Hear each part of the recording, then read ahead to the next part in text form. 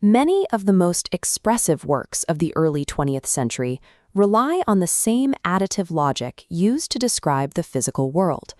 This logic is best observed in the Fibonacci sequence. In this pattern, each number is the sum of the two preceding it.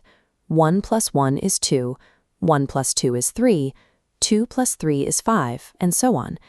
As the sequence continues, dividing any number by the one before it leads to a consistent result, a proportion of approximately 1.618, known as the golden ratio. For centuries, architects and painters applied this ratio to their designs to create a specific sense of visual harmony. By the dawn of the modern era, composers began translating these visual principles into the timing and structure of musical performance. Hungarian composer Béla Bartók is the figure most frequently associated with this level of structural calculation.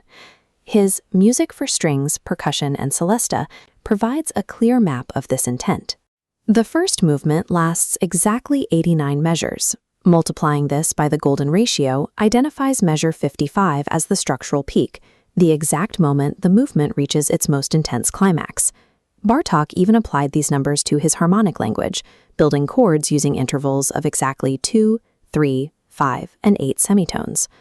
These strict mathematical constraints provided Bartók with an oral framework that followed the exact patterns of biological expansion.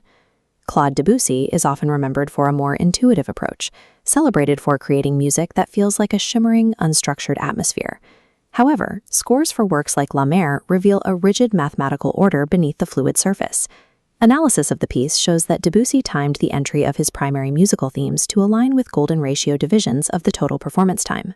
In his piano work, Dialogue du vent et de la mer, the sections are grouped into sets of 21, 34, and 55 measures, all consecutive numbers in the Fibonacci sequence.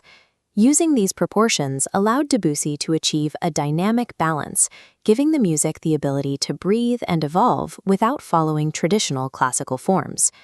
Musicologists still debate whether these composers used explicit calculations or simply possessed a natural instinct for these proportions.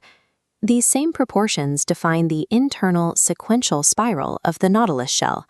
They also appear in the arrangement of seeds in a sunflower, a configuration that allows for the most efficient distribution of growth. Regardless of whether the choice was conscious, the presence of these ratios suggests that the human ear recognizes beauty in the same mathematics that govern the physical world.